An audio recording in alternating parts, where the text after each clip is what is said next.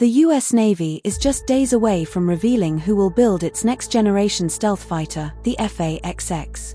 But what if I told you? The story behind this decision isn't about technology at all. It's about power, politics, and a shocking miscalculation by America's biggest defense company. Because this time, Lockheed Martin, the maker of the F-22 and F-35, might have taken itself out of the race on purpose. So the question is, why? Segment 1. The imminent announcement. Reports from Washington say the U.S. Secretary of War, Pete Hegseth, has already approved the source selection for the Navy's new 6th-generation F/A-XX fighter.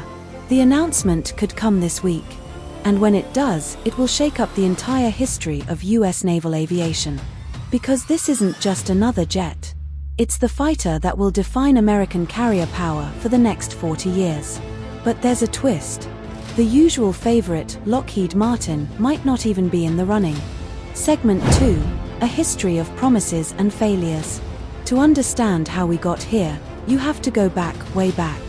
The story begins in 1983, when the Navy launched the Advanced Tactical Aircraft Program, what would have been the stealthy A-12.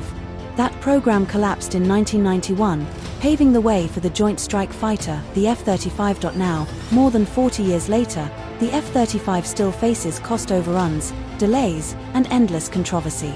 And the Navy? They've had enough. They want something faster, stealthier, longer-ranged, and built for carriers from day one.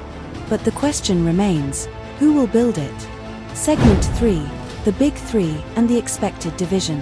In the defense world, there's a kind of unspoken rule, a balance of power. Lockheed builds the stealth fighters, the F-22, the F-35. Northrop Grumman builds the stealth bombers, like the B-2 and the new B-21 Raider.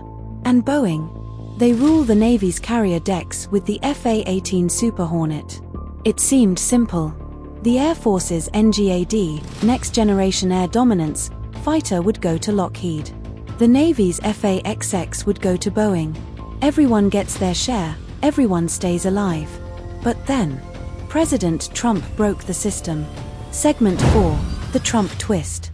When Trump awarded the Air Force's NGAD program, now known as the F-47, to Boeing, it shocked the entire industry. Lockheed, the company behind every American stealth fighter for 70 years, was suddenly out. And here's where things get even more bizarre. Lockheed might have done it to themselves. Segment 5. Why Lockheed Martin didn't really try. According to defense insiders, Lockheed did submit a bid for the F/A-XX, but it was half-hearted.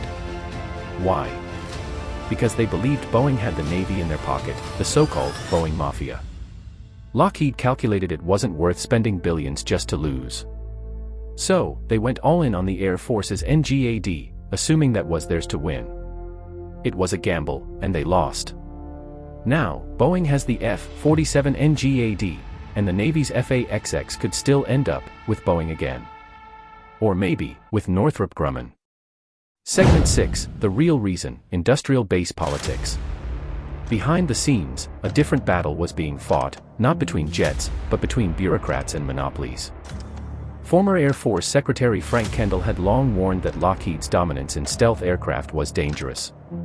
He called the F-35's monopoly acquisition malpractice. The Pentagon wanted to diversify, to make sure no single company controlled America's future air power. So this wasn't just about who could build the best jet.